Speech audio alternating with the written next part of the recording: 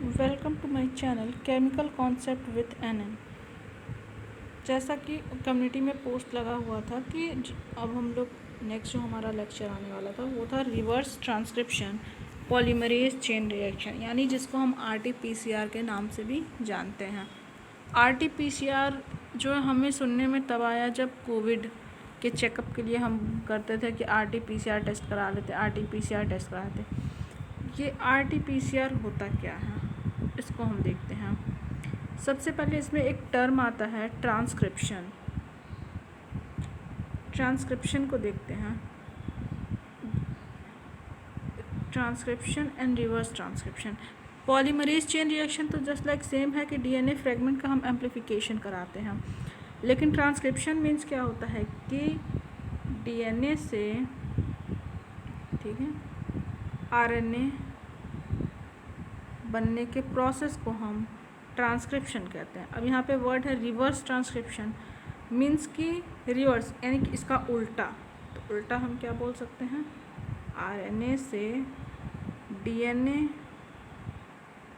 बनने की प्रोसेस को हम क्या बोल सकते हैं, रिवर्स ट्रांसक्रिप्शन।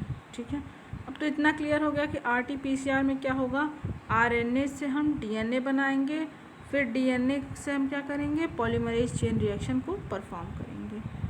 ठीक है, अब RNA इसकी बात कहाँ, वो आप सभी लोगों को पता होगा कि बहुत सारे ऐसे वायरसेस होते हैं जिनका जेनेटिक मटेरियल जो है, हमारा जेनेटिक मटेरियल DNA है। ठीक है, बहुत सारे ऐसे वायरसेस होते हैं जिनका जेनेटिक मटेरियल क्या होता है, RNA होता है। ठीक है, अब RNA का हमें पता करना हो तो हम, या उसके किसी फ्रेगमेंट का हमें एम्प्लीफिकेशन कराना हो तो हम क्या करेंगे, RNA को DNA में कन्वर्ट करेंगे। ठीक है, और RNA से DNA में कन्वर्ट करता है उस एंजाइम को हम क्या बोलते हैं, रिवर्स ट्रांसक्रिप्टेज।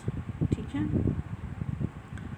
बात इतनी क्लियर है कि reverse transcription polymerase chain reaction में हम क्या करेंगे, RNA को DNA में कन्वर्ट करेंगे, और DNA में कन्वर्ट करने के बाद फिर उससे हम PCR परफॉर्म करेंगे। ठीक है, जैसा कि पहला पॉइंट है, in reverse transcription polymerase chain reaction या RT-PCR the RNA template is reverse transcribed into its complementary DNA copy using reverse transcriptase enzyme. Subsequently, cDNA copy DNA जिसको बोल सकते हैं इज़ एम्पलीफाइड यूजिंग PCR।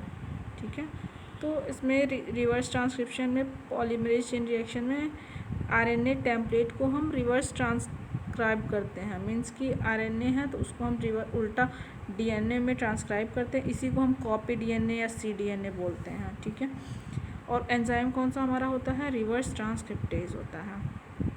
इसके बाद से है some reverse transcriptase enzyme isolated from.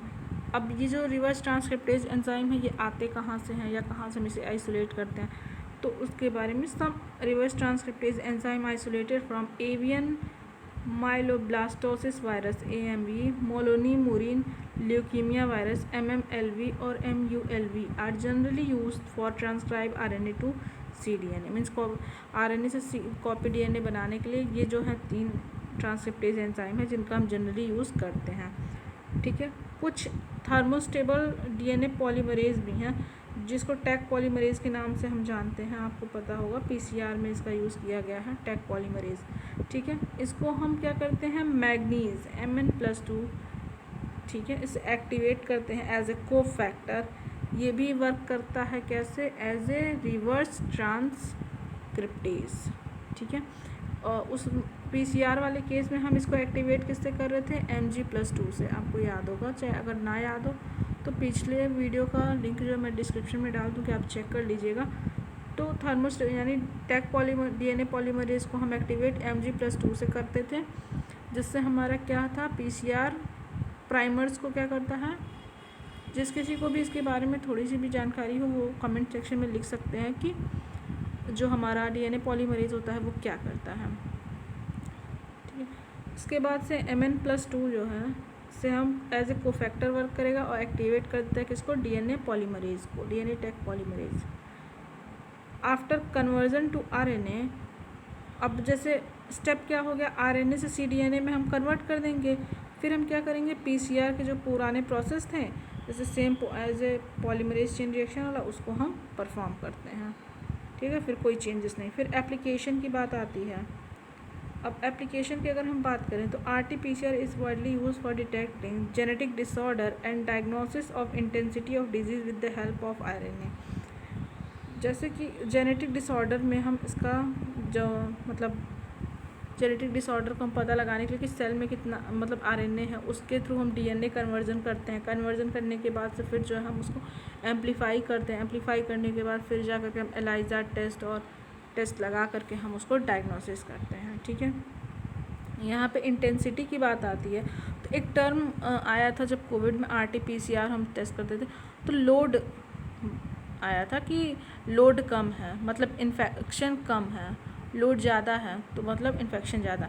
Means कि जब हम PCR यानी कि PCR हम परफॉर्म करते हैं तो उसमें क्या होती है कि इंटेंसिटी मीन्स कि इसको आप समझ सकते हैं कि पॉपुलेशन, ठीक है, या डेंसिटी, वो मतलब होता है ना कि आपको स्क्रीन पे ग्राफ में CT वैल्यू है, अलग से लेक्चर में CT वैल्यू क्या होती है उसको एक्सप्लेन किया जाएगा। ठीक है, वहाँ पे ही ये लोड वर्ड आता है, या इंटेंसिटी मीन्स कि ज़्यादा, वहाँ पे इंटेंसिटी ज़्यादा है मीन्स कि इन्फेक्शन ज़्यादा है या उनकी पॉपुलेशन जो है वहाँ पे ज़्यादा है या ज़्यादा हमें वहाँ पे RNA देखने को मिल रहा है। जैसे अगर हम बात करें इन्फेक्शन, जब कोविड का इन्फेक्शन होता था तो लोग बोलते थे कि लोड ज़्यादा है मीन्स कि इन्फेक्शन ज़्यादा है, मीन्स कि जो इनका आप समझ सकते हैं इसकी जो मात्रा है वो क्या होती थी, इंटेंसिटी ज़्यादा इंटेंसिटी देती थी, मतलब इनकी मात्रा ज़्यादा होती थी तो हम बोलते थे इन्फेक्शन ज़्यादा है।